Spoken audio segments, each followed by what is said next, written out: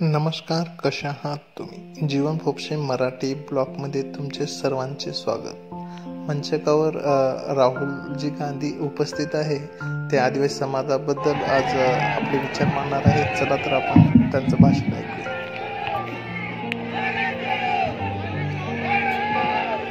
Stage पे Congress party के वरिष्ठ नेता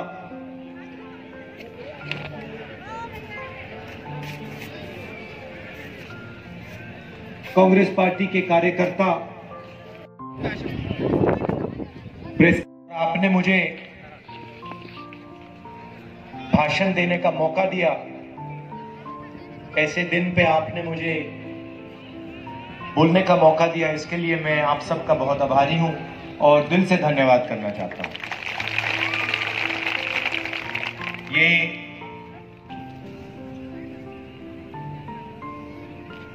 और आक्रमण हो रहा है।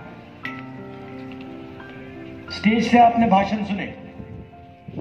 आदिवासी का मतलब क्या है? आप में से कोई बता सकता है? बताओ। नहीं, आदिवासी का मतलब क्या होता है? से पहले था, ओरिजिनल ओनर है। बात समझ आई? ओरिजिनल मालिक जो है वो आदिवासी है। इस शब्द का ये मतलब है। इसका मतलब सबसे पहले आपका हक बनता है। अब देखिए क्या चालाकी कर रहे हैं। और भगवान बिरसा मुंडा जिस चीज के लिए लड़े,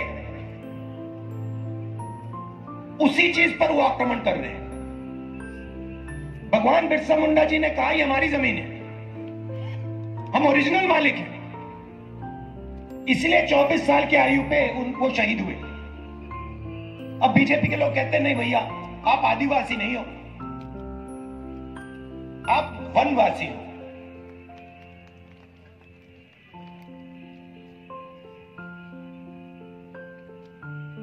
वनवासी का मतलब नहीं, आप गांव में नहीं रह सकते, आप शहरों में नहीं रह सकते,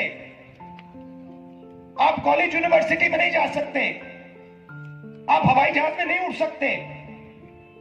आपको तो बस जंगल में रहना है। अभी ठहरिए, ताली मत बजाइए। को कोई हक नहीं मिलना चाहिए। जब जंगल गायब हो जाएगा तो वनवासी का कोई हक नहीं बचेगा।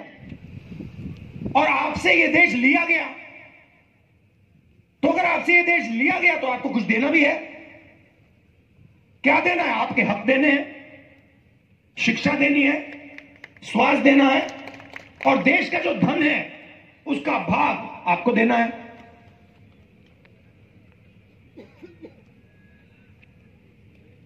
सही बोला ना? तो पहली बात यह है, संविधान सब जानते हैं। कांग्रेस पार्टी ने उनके साथ मिलकर बनाया। उस समय बीजेपी के नेताओं ने क्या कहा? संविधान की कोई जरूरत नहीं है, संविधान बेकार चीज है। और ये हर रोज संविधान पे आक्रमण करते हैं 24 घंटा, क्योंकि ये इस बात को मानने को तैयार नहीं है कि इस देश में दलितों को, पिछड़ों को, आदिवासियों को, गरीबों को हक मिलना चाहिए। मानने को तैयार नहीं है। स्कूल सब बंद कर दिए जाएं तो आपके बच्चों का क्या होगा? पढ़ नहीं पाएंगे, अनपढ़ रहेंगे। फायदा किसका? बीजेपी का। तो गरीबों का, आदिवासियों का, दलितों का, पिछड़ों का, जहां भी ये राज करते हैं आप देख लीजिए। शिक्षा के सिस्टम को प्राइवेट हाथों में दे देते हैं। अस्पतालों को प्राइवेटाइज कर देते हैं। अच्छा, तीसरा रास्ता जिसको हम पब्लिक सेक्टर कहते हैं, पब्लिक सेक्टर में आपके लोग जा सकते हैं। सारी की सारी पब्लिक सेक्टर की कंपनियां ये प्राइवेटाइज कर रहे हैं, अपने ही 2-3 मित्रों को दे रहे हैं। तो रोजगार का रास्ता बंद, शिक्षा का रास्ता बंद। बात करनी है तो जंगल की करो। जंगल में हक किसने दिया? कांग्रेस पार्टी ने दिया। फॉरेस्ट राइट एक्ट और पैसा कौन लाए? कांग्रेस पार्टी लाई। और बीजेपी क्या कर रही है? आपको कहती है आप वनवासी हो, और फिर जो आपका हक बनता है वो भी छीन लेती है।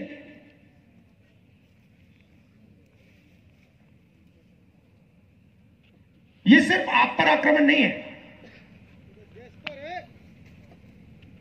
देश पर है।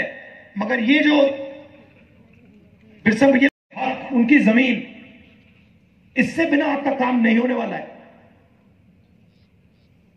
और ये लड़ाई सिर्फ कांग्रेस पार्टी लड़ती है कि आयु पे शहीद हो गए। अंग्रेजों ने उन्हें जमीन देने की कोशिश की,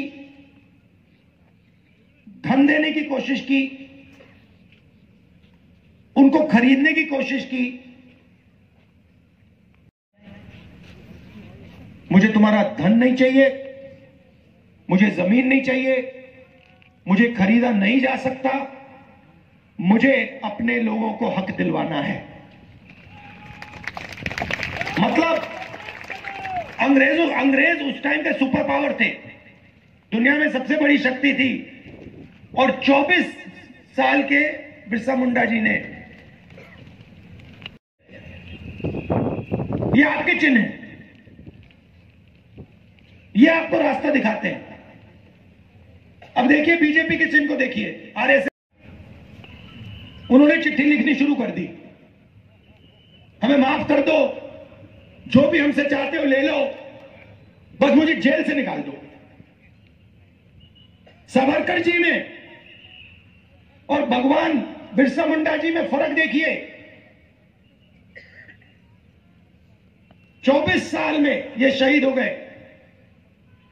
आदिवासियों के लिए, सिर्फ आदिवासियों के लिए, हिंदुस्तान के लिए अंग्रेजों के खिलाफ खड़े हो गए। और दूसरी तरफ सावरकर जी, जिनके वीर कहते हैं,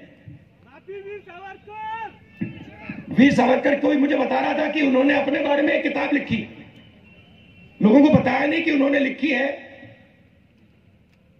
एक किताब लिखी, दूसरे नाम से लिखी, कि सावरकर कितने वीर हैं।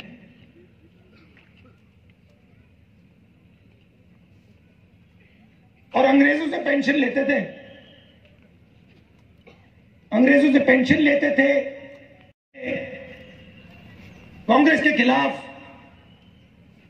अंग्रेजों के साथ काम करते थे। और 2-3 साल, 5 साल में जेल के बाद सच्चे सावरकर जी पूरे देश को दिखे। चिट्ठियां लिखी और अंग्रेजों ने कहा आ जाओ, हिंदुस्तान के खिलाफ हमारे साथ काम करो। सावरकर जी ने हाथ जोड़े, कहा हां जी, मैं हाजिर हूं, जो भी आप मुझसे चाहते हो मैं करूंगा। यह है आपके भगवान में, आपके नेता और उनके नेता में फर्क। और मैं हर आदिवासी युवा से कहना चाहता हूं, ये देखिए, ये आपको रास्ता दिखाते हैं, इनका रास्ता आपको कभी नहीं छोड़ना है। और दूसरी बात, आप वनवासी नहीं हो, आप आदिवासी हो, और आप ओरिजिनल मालिक हो इस देश के।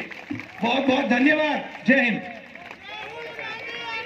आदरणीय, आपने 2008 में जो किसान था आत्महत्या, कलावती परशुदास बहादुरकर जी, यह विधवा आहे जिनको आपने मदत, पतीचं निधन झालं होतं आणि त्यामध्ये राहुलजींनी लोकसभेमध्ये प्रश्न उपस्थित करून हा मुद्दा लावून धरला होता, यांचा सत्कार। तसेच शंकरलाल बोडाकजी राजस्थान, ह्या आमच्या गडचुलीतील आदिवासी कवितील यांचं पुष्पगुच्छ देऊन स्वागत करतील। एक आज अतिशय ऐतिहासिक अशा प्रकारचा क्षण त्याला विनंती करतो। साथियों, जिस प्रकार से बिरसा मुंडा जी अडीक थे उसी कार्यक्रम झालेले आहेत। बहुतांश लोक इथं मोठ्या प्रमाणात जमलेले आहेत आणि राहुल आप सबने पद यात्रा में शामिल होकर के जो सहयोग दिया है